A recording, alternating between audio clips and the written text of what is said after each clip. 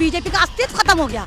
ये तो हजारों बेशरम मरे थे तो उनकी राख को गूंद के 2 नमूने बनाए गए थे, एक का नाम अमित रखा गया, एक का नाम मोदी रखा गया। तमाम भक्तों को इन्विटेशन दे कि जितने भी मुसंगी हैं, जितने भी ओवैसी के भक्त हैं, आओ जल्दी जल्दी प्यारे भक्तों और अमन ऋषि को गालियां दो, दलाल बताओ, आरएसएस का बताओ। मैं नहीं डरती, सुप्रीम कोर्ट आस्था पे जीत करता है तो मुसलमान एक बार फिर ठगे जाएंगे बाबरी मस्जिद की तरह। और अगर वाकई संविधान चलता है, संविधान तरीके से फैसला आता है तो फिर मुसलमानों की जीत होगी, क्योंकि वहाँ पर कोई भी शिवलिंग था ही नहीं। मुगल ऐसे थे, मुगल वैसे थे। इन जाहिलों को तो यही नहीं पता मुगल साम्राज्य एक ऐसा साम्राज्य है जो भारत से कुछ लूट कर नहीं गया, यही मर गया। मुगलों का आखिरी शासक बहादुर शाह जफर, जिसको अंग्रेजों ने रंगून में ले जाकर बंद करा, और उसको नाश्ते में क्या दिया जाता था बहादुर शाह जफर को, उसकी औलादें। जैसे बीजेपी को कट्टर हिंदू कहा जाता है कि हिंदू के रक्षक, ऐसे ओबीसी को मुस्लिमों का मसीहा कहा जाता है, तो क्या लगता है वास्तव में ओबीसी मुस्लिमों के मसीहा है? 2 गज जमीन भी न मिली, आज पाए यार को, उम्र भर की बेकरारी को करार आ ही गया। अगर आप मुगलों का इतिहास जानती हो, भारत में मुगलों ने 650 साल हुकूमत करी, उसके बावजूद अगर भारत में मंदिरों का अस्तित्व है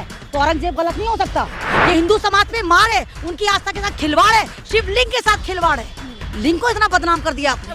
ज्ञान व्यापी के बाद दरगाह शरीफ का मामला सामने आ गया, उसके अंदर मंदिर मिल गया। बात करेंगे, लगातार जो ज्ञान व्यापी को लेके विवाद बढ़ता ही जा रहा है, तमाम धार्मिक नेताओं के बयान भी लगातार आ रहे हैं, तो आप कैसे देख रहे हैं? आज भी फैसला नहीं आ पाया, अगली तारीख दे दी गई, क्या ज्ञान व्यापी पे सिर्फ तारीख ही आती रहेगी, फैसला नहीं होगा क्या? क्या लगता है? देखिए ऐसा है कि कोर्ट भी कोई भी जजमेंट जब देता है या फैसला देता है तो सभी साक्ष्यों को सुनता है, सभी जो एविडेंस मिलते हैं उनको देखता है, देखने के बाद फैसला देता है। तो अभी जो भी कमिश्नर अपॉइंट हुआ, एक प्रोसेस होता है कोर्ट का, कमिश्नर अपॉइंट हुआ, कमिश्नर ने रिपोर्ट सबमिट करी, उस रिपोर्ट के बाद जो भी साक्ष्य हैं उनको देखा जाएगा, जो एविडेंसेस मिले हैं, जो गवाह मिले हैं उनको देखा जाएगा, उसके बाद फिर जजमेंट दिया जाएगा। मुस्लिम पक्ष कह रहे हैं कि वो शिवलिंग नहीं है, फव्वारा है, इसे आप कैसे देख रहे हैं? देखिए ऐसा है, ये तो बिल्कुल अभी हम कोर्ट के उस पर तो कुछ कह नहीं सकते बीइंग लॉयर, बट ये है कि जजमेंट जो भी दिया जाता है तो वो साक्ष्य पे दिया जाता है, एविडेंस पे दिया जाता है, तो आस्था पे नहीं दिया जाता है। तो मैं कोर्ट से यही कहूँगा कि कम से कम जो भी आप जजमेंट दें वो एविडेंसेस पे, साक्ष्य पे दें, आस्था पे न दें। पर सर जो साक्ष्य मिले हैं, मस्जिद में शिवलिंग मिली, डमरू मिला, क्या ये इस सब के एविडेंस के आधार पे? देखिए ऐसा है कि हिंदू पक्ष कह रहा है कि वहाँ पे शिवलिंग, जबकि मुस्लिम पक्ष कह रहा है कि वो फव्वारा है। और आपको मैं पहले भी बता दूं कि शिवलिंग जहाँ भी स्थापित होता है तो शिवलिंग के साथ साथ पूरी दुनिया में आप देखेंगे या देश में एक जो है योनि होता है, वहाँ पे कोई ऐसा रिकॉर्ड नहीं पाया गया है, ठीक है।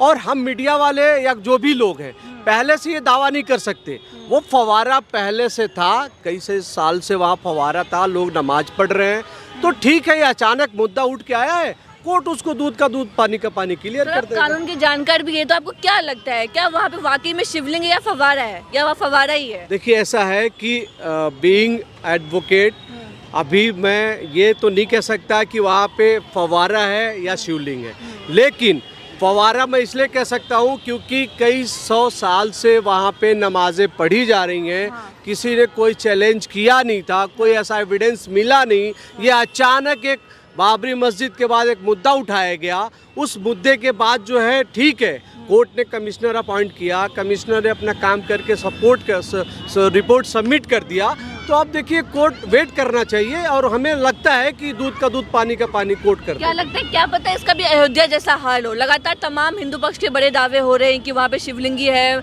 मुसलमानों के अंदर एंट्री ना मिली, सब कैसे देख रहे हैं? लगातार याचिकाएं दायर की जा रही है। मैं कह तो रहा हूँ कि कोई भी जजमेंट या कोई भी जो है ना जजमेंट जो है फैसला आप जो है आस्था पे नहीं देंगे, ठीक है। राम मंदिर का जो मैटर था, आपने खुद सुना होगा कि सुप्रीम कोर्ट ने कहा था कि सबूत तो नहीं है, साक्ष्य तो नहीं है, लेकिन आस्था पे वो जजमेंट दिया गया था।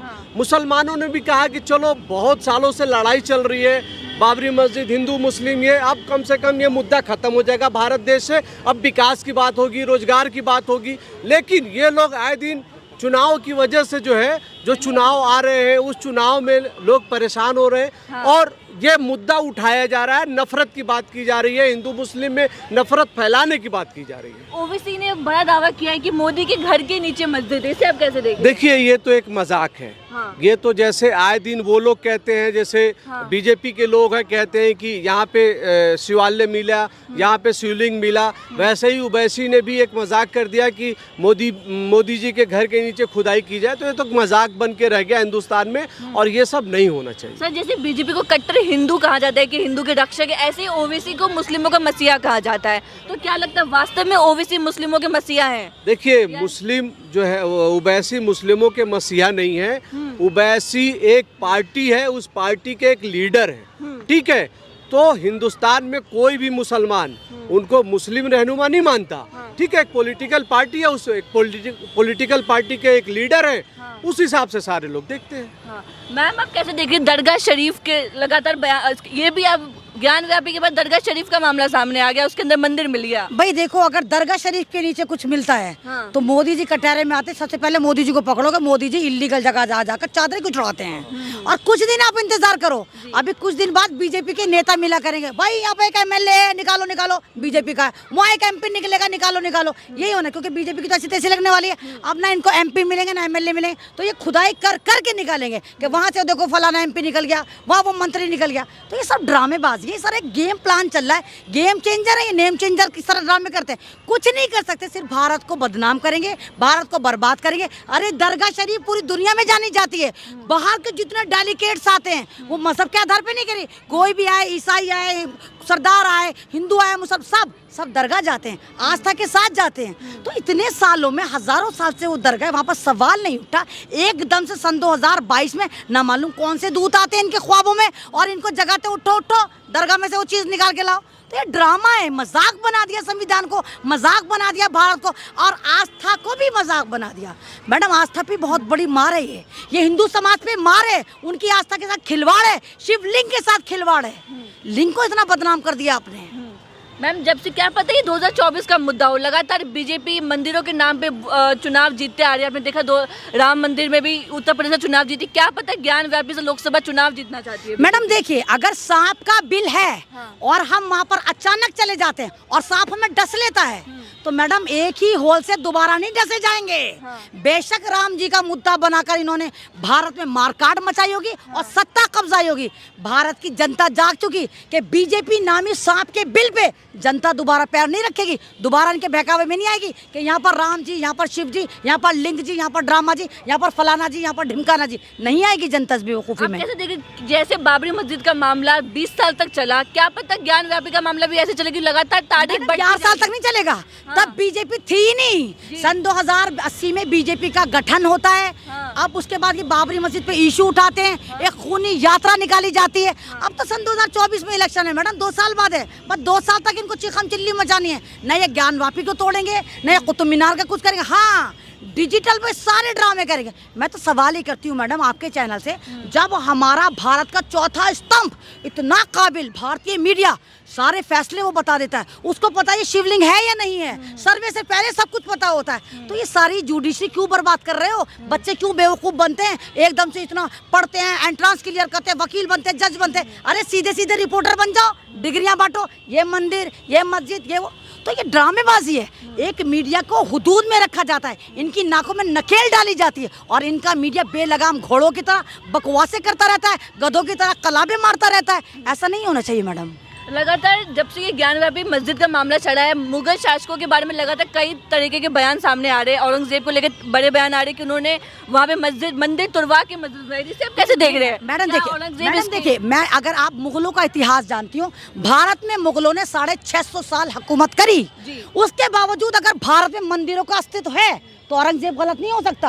अंग्रेजों ने 200 साल यहाँ पर हुकूमत करी, अगर उसके बावजूद यहाँ पर मस्जिदों का, मंदिरों का, गिरजाघर का अस्तित्व है, तो यानी ये लोग जालिम नहीं थे। जालिम कौन है? ये लोग हैं जो उल्टे सीधे स्टेटमेंट देते हैं, उल्टा सीधा नैरेटिव सेट करते हैं। मुगल ऐसे थे, मुगल वैसे थे। इन जाहिलों को तो यही नहीं पता, मुगल साम्राज्य एक ऐसा साम्राज्य है जो भारत से कुछ लूट कर नहीं गया, यहीं मर गया। मुगलों का आखिरी शासक बहादुर शाह जफर, जिसको अंग्रेजों ने रंगून में ले जाकर बंद करा, और उसको नाश्ते में क्या दिया जाता था? था बहादुर शाह जफर को, उसकी औलादें हैं। और बहादुर शाह जफर एड़ियाँ रगड़ रगड़ के मर गए कि मैं भारत में मरता।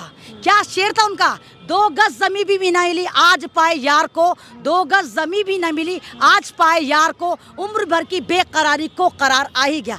यानी वो शासक जिसको तुम कोसते हो वो भारत आने के लिए गिड़गिड़ा रहा था, अपने बच्चों को कुर्बान कर चुका था। तो मुगलों की तुम धूल के बराबर भी नहीं हो।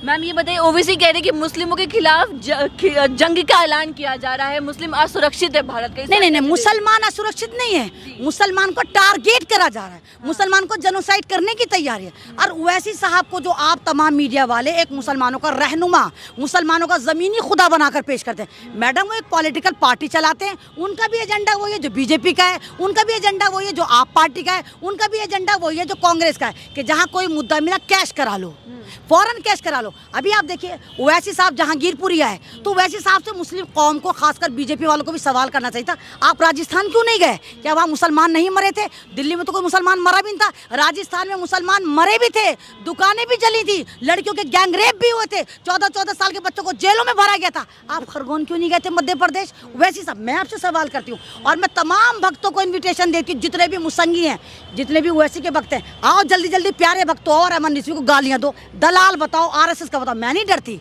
जहाँ पर हक की बात होगी, संविधान की बात होगी, वहाँ पर आपको सच बात करनी चाहिए। ये नहीं जहाँ पर आपने मुद्दा देखा और कैश करा दिया, हम मुसलमानों के रहनुमा, हम मुसलमानों के रहनुमा। भारत इस्लामिक देश नहीं है, ना ये हिंदू राष्ट्र बन सकता है, ना ये इस्लामिक राष्ट्र बन सकता है, ये संविधान से चलता है। और इसकी सीधी मिसाल उत्तर प्रदेश के 37 MLA ने दी जो मुस्लिम समाज से थे, वो तो ओवैसी के पास होने चाहिए थे। लेकिन जी बोलिए, अगर मुसलमानों के इतने ही बड़े रहनुमा होते ओवैसी साहब, तो 37 जो MLA वो ओवैसी के साथ होने चाहिए थे, ना कि अखिलेश के साथ।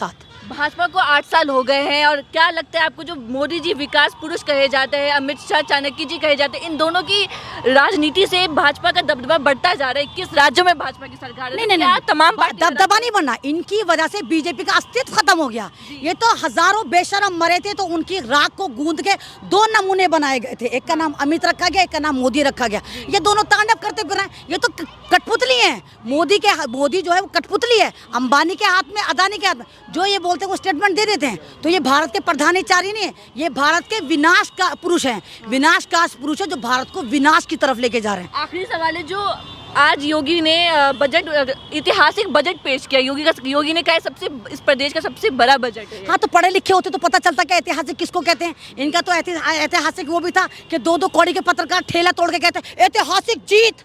तो इनको क्या पता है इतिहास क्या होता है? जिन्होंने इतिहास ही नहीं पढ़ा, जिनकी यूनिवर्सिटी व्हाट्सएप से चलती हो, जिनके तमाम ऑर्डर गुफाओं से पास होते हो, जो नागपुर की नाजायज औलाद हो, इन्हें क्या पता इतिहास क्या होता है?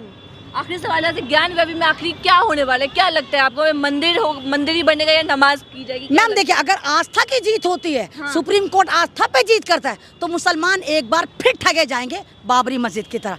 और अगर वाकई संविधान चलता है, संविधान तरीके से फैसला आता है, हाँ। तो फिर मुसलमानों की जीत होगी, क्योंकि वहाँ पर कोई भी शिवलिंग था ही नहीं। शुक्रिया आपका। तो ये थे हमारे साथ सोशल एक्टिविस्ट अहमद रिजवी जी, जिनका कहना है कि अगर आस्था पे फैसला लिया गया तो वहाँ पे मंदिर ही बनेगी, अगर संविधान के तहत फैसला लिया गया तो वहाँ पे मस्जिद बनेगी। तो आप ये देख रहे थे हमारी रिपोर्ट, बने रहे हमारे चैनल पर। धन्यवाद, शुक्रिया।